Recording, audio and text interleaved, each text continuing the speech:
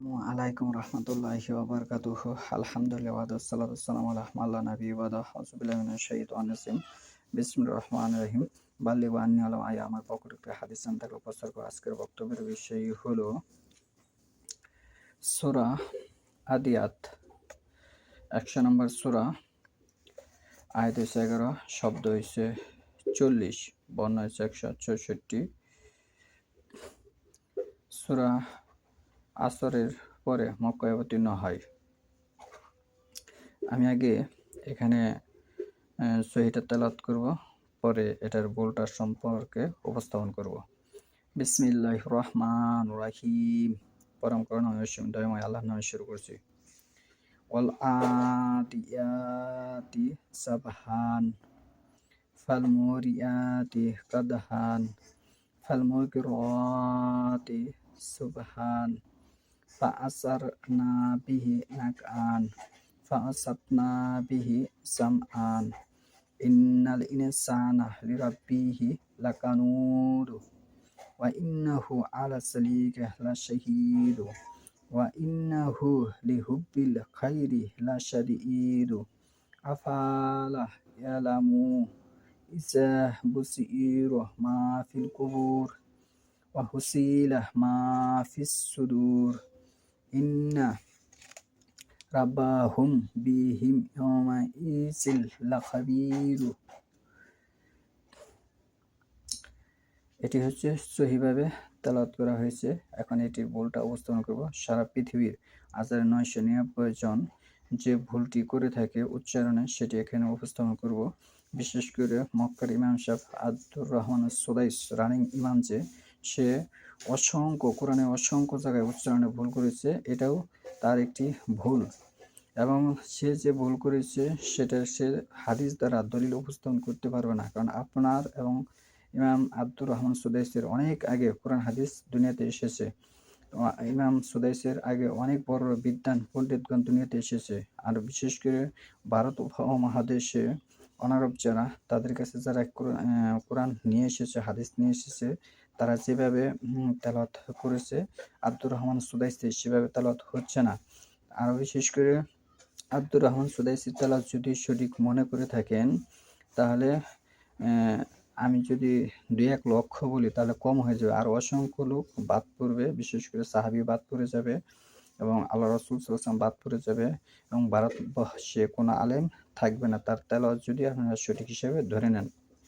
এবং তার তেলাওয়াতের পাশাপাশি দলিল উপস্থাপন করতে হবে। কুল হাতু বুরহান, ইবাদতে মিন হচ্ছে দলিল। দলিলের কথা আপনাকে জিজ্ঞাসা করা হবে এবং বিশেষ করে প্রত্যেকটা মানুষ দায়িত্বশীল, তার দায়িত্ব সম্পর্কে জিজ্ঞেস করা হবে। আপনি শুধু একজনকে দায়িত্বশীল মনে করবেন না, প্রত্যেকটা মানুষই দায়িত্বশীল। সূরা যুগফুর 44 নম্বর আয়াত পড়ে দেখুন, প্রত্যেকটা মানুষের দায়িত্ব সম্পর্কে জিজ্ঞাসা করা হবে। আপনি যদি সঠিকভাবে কোরআন হাদিস না পড়তে পারেন, শেষকালে মৃত্যুকালীনে আপনার কোনো এসব জিনিস কোনো কাজে আসবে না। সময় থাকতে সকলেরই এগুলি সম্পর্কে গবেষণা চিন্তা ভাবনা করতে হবে। এখন ভুলটা উপস্থাপন করি। 1 নাম্বার আয়াতে যে ভুল করেছে, সে বলেছে এভাবে, আপনি তার ওয়াজটা নিরিবিলি ঠান্ডা মাথায় বিশেষ করে রাত্রে শুনবেন। আমার ওয়াজগুলো বিশেষ করে রাত্রে ঘুমানোর আগে শুনবেন, ঠান্ডা মাথার সময়, তাই আপনার মাথায় কাজ করবে। সে বলেছে এইভাবে, আগে ভুলটা উপস্থাপন করি, পরে এটা বোঝাবো। ওয়াল আদিয়াতি দাবহান, সে বলেছে সোয়াদের পরে হরফের দোয়াত ধরে পাঠ করেছে, এই জন্য এটা ভুল হয়েছে। এটা সহি হবে ওয়াল আদিয়াতি জাবহান, সোয়াদের পরে হরফের জোয়াত ধরতে হবে। জোয়াত না ধরলে হাউজ হবে না। আমরা জানি যে কোনো জিনিসের যেমন মানুষ, সব দেশে মানুষ হবে, ঠিক হাউজের কথা আল্লাহ রাসূল মুখ দিয়ে উচ্চারণ করেছে, এটা হচ্ছে উচ্চারণ হাউজ, আর অর্থ হচ্ছে সরব। এখন যদি আপনি হাউদ ধরেন, তাহলে তো হাউদের অর্থ তো সরব নয়। বিষয়টা আগে বুঝতে হবে। দলিল নেই, সিয়াসিত হাদিস দ্বারা দলিল প্রমাণ করতে পারবে না। এটা সঠিক হচ্ছে ওয়াল আদিয়াতি জাবহান। আর কেউ যদি এভাবে বলে ওয়াল আদিয়াতি দাবহান, তাহলে সে দলিল দিতে হবে। আর সিয়াসিত হাদিস দ্বারা সে দলিল দিতে পারবে না। এবং আশরাফ আলী থানভী রহমান রচিত ইমাম, যে আশরাফ আলী থানভী রহমাতুল্লাহ, তাকে অপমান করা হলো। আর এদেশে যারা ইসলাম নিয়ে এসেছে তাদের সকলকে অপমান করা হলো। কারণ তারা কেউ বোঝে না, একমাত্র আপনিই বুঝলেন, আর আপনার কথার পিছনে কোনো দলিল নেই। এটি হচ্ছে বড় কথা। তাহলে এরকম যারা ভুল করে ভাষা পরিবর্তনশীল ভাষা দিয়ে আপনি ইসলাম বুঝতে হলে আপনি ইসলাম খুঁজে পাবেন না। এটাই সারা বিশ্বে ইসলাম নিয়ে গণ্ডগোলের কেন্দ্রবিন্দু, যে ভাষা দিয়ে ইসলাম বুঝতে চায়, কিন্তু না, ইসলাম বুঝতে হবে কোরআনের ব্যাখ্যা, হাদিস দিয়ে। আপনি যদি সত্যিকার আল্লাহ রাসূলের সামনে ইবাদত করতে চান, তাহলে আপনার এটা দলিল উপস্থাপন করতে হবে, যেটা সদের পরে হবে, জোয়াত হবে না, দোয়াত হবে। আমি বলে যাচ্ছি, সারা পৃথিবীর আমি মানুষকে রাস্তাঘাট করে দিতে না পারি, কিন্তু মানুষকে আমি ধর্মীয় বিষয়ে ধোঁকা দেব না, প্রতারণা করব না। এটি হচ্ছে আমার মূল লক্ষ্য।